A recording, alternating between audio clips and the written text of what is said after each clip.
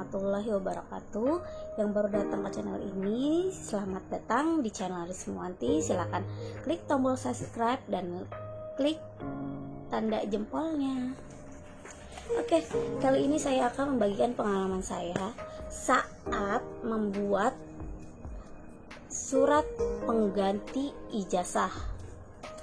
Jadi kalian itu yang pertama harus datang ke polsek atau polres setempat untuk membuat surat kehilangan atau surat kerusakan barang berharga, karena kan ijazah itu adalah barang berharga.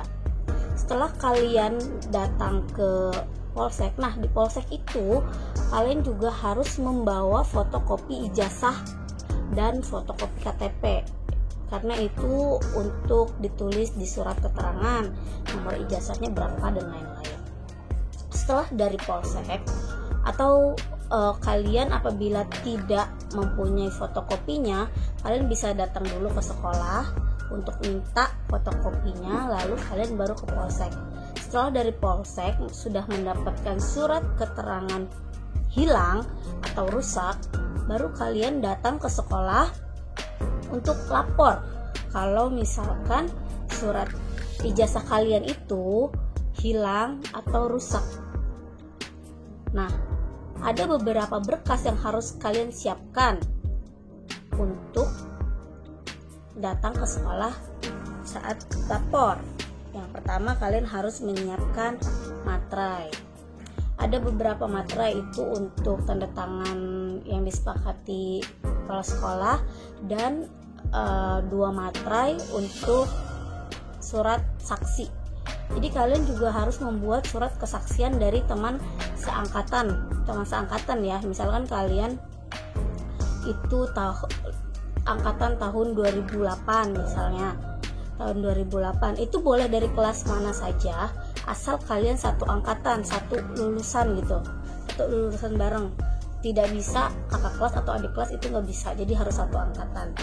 Nah, jadi nanti di situ teman kalian itu akan tanda tangan. Jadi bawa fotokopi ijazah teman kalian, atau kalian bisa minta suratnya dulu ke sekolah, lalu kalian bisa kasih ke teman kalian untuk mengisi data dan tanda tangan, baru kalian balik lagi ke sekolah. Tapi kalau misalkan seperti itu kan ribet, mending kalian tuh bawa sekalian teman kalian yang seangkatan itu ke sekolah.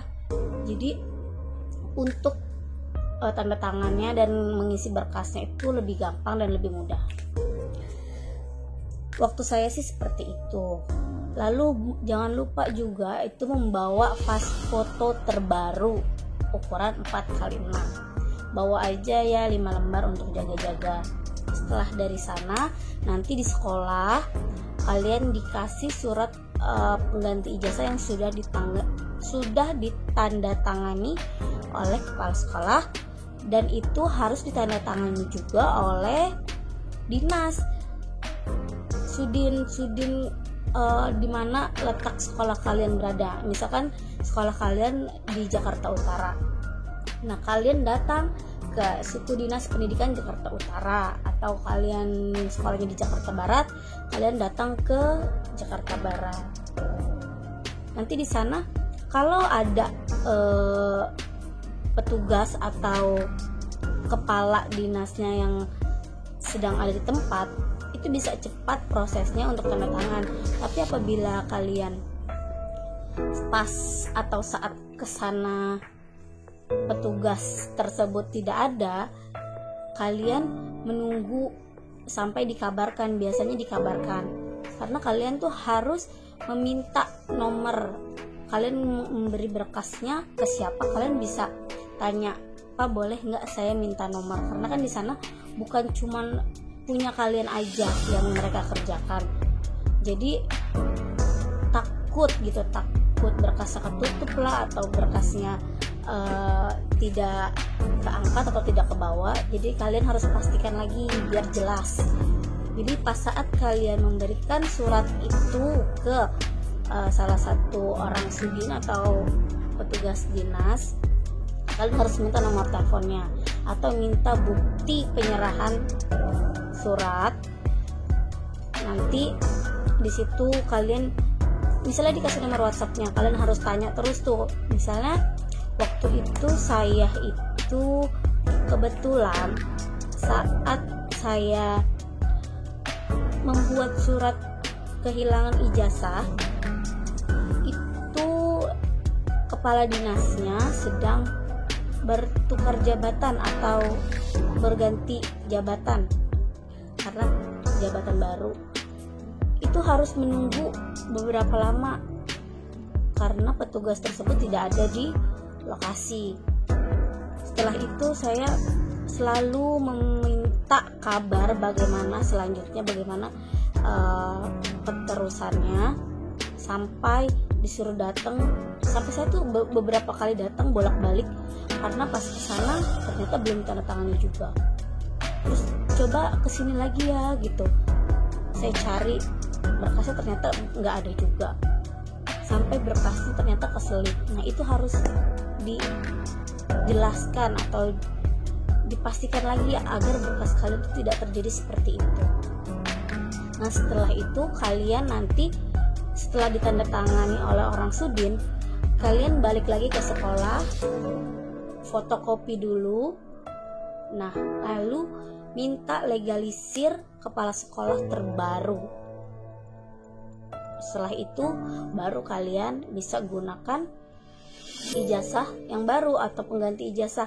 Nah pengganti ijazah ini beda sama ijazah kalian yang asli. Jadi kalau surat pengganti ijazah ini bentuk kertasnya itu sama kayak kertas biasa, kertas HVS gitu, HVS yang biasa kalian ngeprint. Nah pengganti ijazah seperti itu bentuknya, jadi nggak sama kayak ijazah yang asli. Lalu setelah itu kalian bisa gunakan atau kalian